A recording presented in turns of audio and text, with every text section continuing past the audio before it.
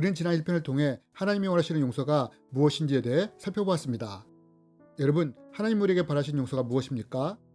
그것은 용서를 통해 미움과 분노의 마음을 내 마음에 쌓지 않는 것입니다. 여러분, 우리는 누군가가 나를 힘들게 하거나 어렵게 하거나 괴롭게 할 때 마음이 어려지면서 화가 날 수 있습니다. 이럴 때 하나님은 우리가 용서를 선택함으로 우리 마음에 분노나 미움을 쌓지 않기를 원하신다는 것입니다.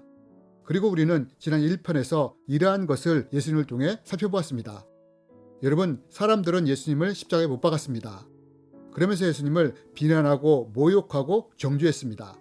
그러나 이때 예수님이 어떻게 하십니까? 분노와 미움으로 이들을 바라보는 것이 아니라 오히려 이 사람들을 용서하지 않습니까?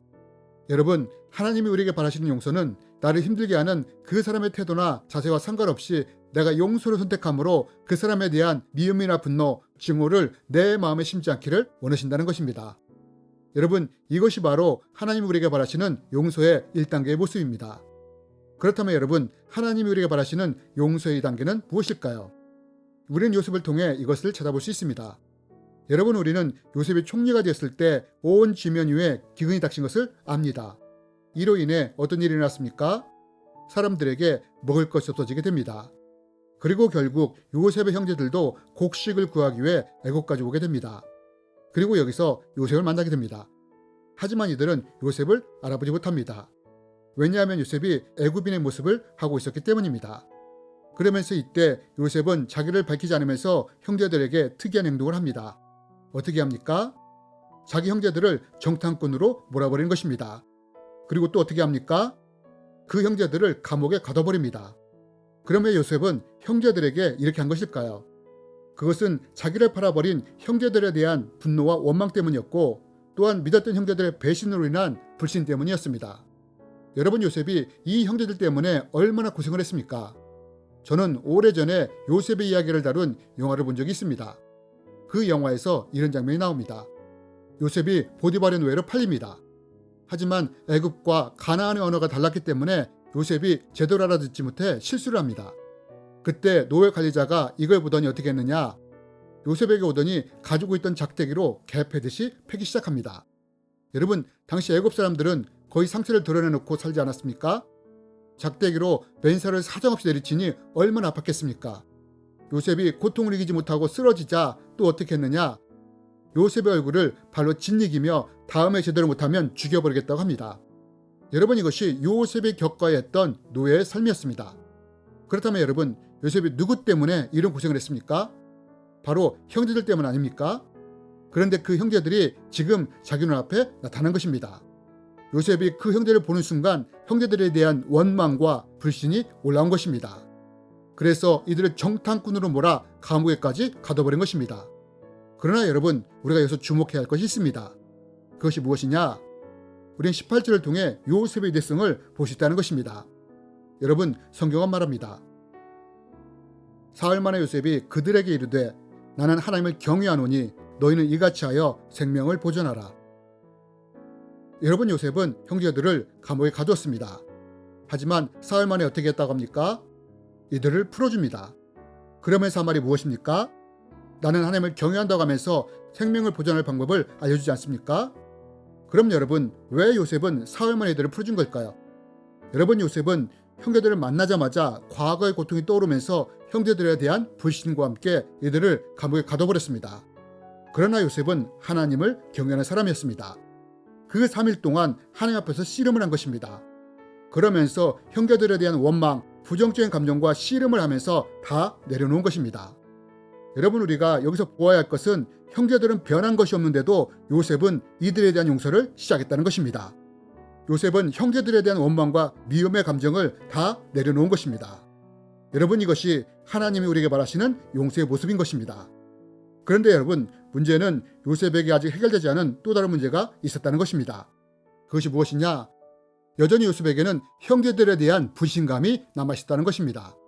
여러분, 요셉이 10명의 형제들에게 배신을 당해 노예를 팔렸을 때 얼마나 충격이 컸겠습니까? 여러분, 우리 몸에 큰 상처가 나면 그것이 아무래도 흉터가 남지 않습니까?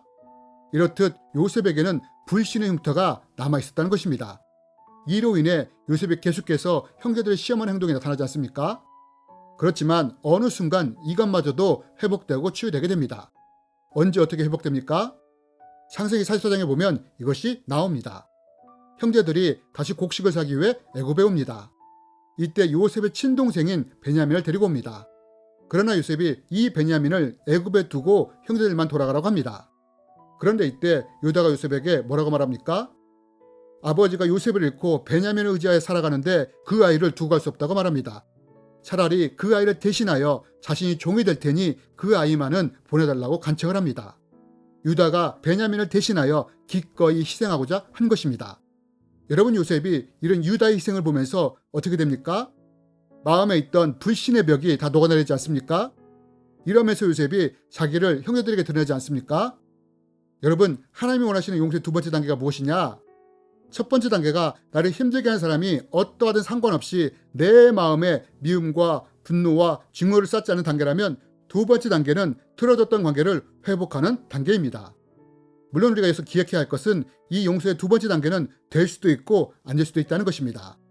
하지만 하나님은 가능하다면 우리가 이 단계까지 가기를 원하십니다. 그 사람의 행동이 바뀔 때, 그 사람이 자신의 잘못을 바꿀 때, 때로는 나에게 사과하고 용서를 구할 때, 하나님은 우리가 이런 사람과 다시 관계를 회복하기 원하시는 것입니다. 여러분, 요셉이 이렇게 하지 않습니까? 요셉이 형제들이 변화되지 않았을지라도 하나님을 경외함으로 먼저 용서를 시작하지 않습니까? 그리고 나중에 형제들의 변화된 행동을 보면서 마음을 열어 관계를 회복시키지 않습니까? 여러분, 이것이 하나님이 우리에게 바라시는 두 번째 단계의 용서의 모습입니다. 여러분, 누군가 나를 힘들게 하는 사람이 있는데 그 사람이 변화된 모습을 보입니까? 혹시 잘못을 인정합니까? 여러분, 이럴 때 하나님은 우리가 이런 사람과 화해하며 화평하기를 원하신다는 것입니다. 물론 이것은 될 수도 있고 되지 않을 수도 있습니다. 그러나 하나님은 우리가 할 수만 있다면 이 단계로까지 나아가길 원하신다는 것입니다. 여러분, 이것이 하나님이 우리에게 바라시는 용서의 두 번째 모습입니다. 그렇다면 여러분, 왜 하나님은 우리가 용서의 삶을 살기 원하실까요? 그것은 용서에 아주 중요한 영적인 원리가 있기 때문입니다. 그것이 무엇이냐? 이것을 알려면 먼저 성령님의 임재와 통치를 알아야 합니다. 여러분, 성령님이 우리 안에 오실 때 어디에 임재하십니까? 바로 우리 영 안에 임재하십니다. 그러면서 서서히 성령님은 우리를 통치해 나가십니다. 우리의 생각, 마음, 감정, 행동들을 하나님 앞에 거룩해지도록 만들어 가시는 것입니다. 그런데 여러분, 만약 내가 하나님 앞에 거룩하게 살기를 원한다고 말하면서 마음으로는 여전히 누군가를 미워하고 증오하고 분노를 가지고 있다면 어떻게 될까요? 성령님이 내 생각과 내 행동은 통치할 수 있지만 우리가 이런 마음을 가질 때 성령님이 우리의 마음을 통치할 수 없게 되는 것입니다. 내가 여전히 분노의 마음, 미움의 마음, 증오를 가지고 있을 때 그 마음은 성령님이 아니라 내가 주인이 되기 때문입니다. 그래서 하나님은 우리 안에 이런 것들이 있을 때 용서를 통해서 이러한 것들을 내려놓기 원하시는 것입니다. 왜요? 우리 마음에 이런 것들이 있을 때 거룩하신 성령님이 통치하실 수 없기 때문입니다. 그러나 만약 내가 힘들더라도 말씀에 순종하여 용서하며 미움과 분노의 마음을 내려놓는다면 어떻게 되느냐? 미움과 분노가 사라진 그곳에 성령의 열매가 맺히기 시작한다는 것입니다. 내가 그 사람을 생각할 때 분노가 올라오고 미움이 올라올 때 내가 용서를 선택함으로 계속해서 용서하고 또 용서하며 나간다면 어떻게 되느냐? 미움과 분노가 사라진 그곳에 인내와 절제 열매가 맺히기 시작하는 것입니다. 온유와 자비의 열매가 맺히기 시작한다는 것입니다. 더 나아가서 요셉처럼 화평의 열매까지 맺을 수 있게 되는 것입니다. 여러분, 왜 하나님이 우리가 용서하기를 원하시느냐? 이 용서를 통해 우리에게 성령의 열매가 맺혀지므로 우리가 하나님의 성품을 닮은 사람들이 되기 원하시기 때문입니다. 여러분, 지금 내 주위에 나를 힘들게 하고 어렵게 하는 사람이 있습니까? 그럼 우리가 하나님을 경외함으로 요셉처럼 이것들을 풀어가는 우리가 되었으면 좋겠습니다. 주님의 이름으로 여러분을 축복합니다.